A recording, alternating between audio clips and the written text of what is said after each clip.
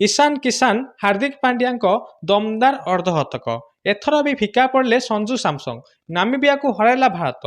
अधिक खेल खबर पर चैनल को सब्सक्राइब करूँ। चलते खबर जाना। दर्शक बंधु गतकाली भारत नामिबिया विपक्ष में मैच होता जो कि भारत 209 रन करता। यही 2026 टी20 विश्वकप पर एपर्यंत टीम इंडिया यह हूँ सर्वाधिक स्कोर किंतु डेथ ओवर गुड़िक नामिबिया बोलर माने भारत बैट्समैन उपर संपूर्ण भाव में प्राधान्य विस्तार करते। टीम इंडिया शेष 4 ओवर केवल 30 रन करते। भारतीय इनिंग्स ईशान किसान और हार्दिक पांड्या द्रुत अर्धशतक करते। ईशान किसान और हार्दिक पांड्या अर्धशतक पर नामिबिया बोलर माने दृढ़ प्रत्यावर्तन करते और शेष 11 बॉल भारत 5टी विकेट नहीं। विशेषकर नामिबिया अधिनायक गेरहार्ड इरास्मस 4टी विकेट नहीं भारतीय बैटिंग लाइनअप को भांगी देते। संजू सैमसंग 8 बॉल 22 रन कर आउट होते किंतु ईशान किसान विस्फोरक इनिंग्स कर 20 बॉल अर्धशतक करते मैच से 61 रन करते। Team India power play 86 run करता और 7 ओवर शेष होगा पूर्व भारत 100 रन अतिक्रम करता।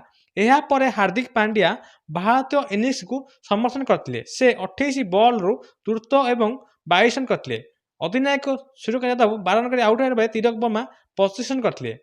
11 बॉल रे भारत रहा 5टी विकेट। जेपर्यंत हार्दिक पांड्या क्रिज रही से पर्यंत भारत सहजरे 235-240 रन करे बोली आशा करा किंतु शेष 11 बॉल भारत 5टी विकेट जाता जहाँफल कि भारत विश्वकप टीम इंडिया प्रथम थर पर 200 रु अधिक रन कर टी20 विश्वकप इतिहास यह केवल चतुर्थ थर टीम इंडिया 200 किंबा ताठारु अधिक रन कर पूर्व से इंग्लैंड ऑस्ट्रेलिया और अफगानिस्तान विपक्ष में यह करते।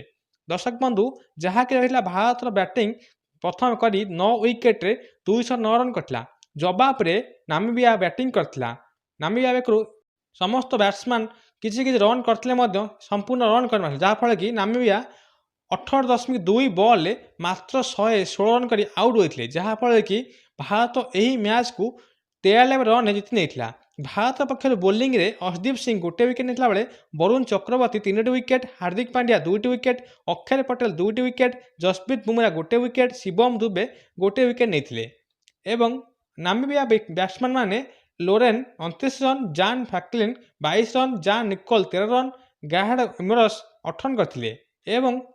नामिबिया 18.2 बॉल 116 रन करते। भारत यही मैच को 93 जीति टेबुल ग्रुप ए रे 1 नंबर रही। आउ 2 दिन पर भारत खेल पाकिस्तान सहित तृतीय मैच। समस्त नजर रही भारत पाकिस्तान मैच पर।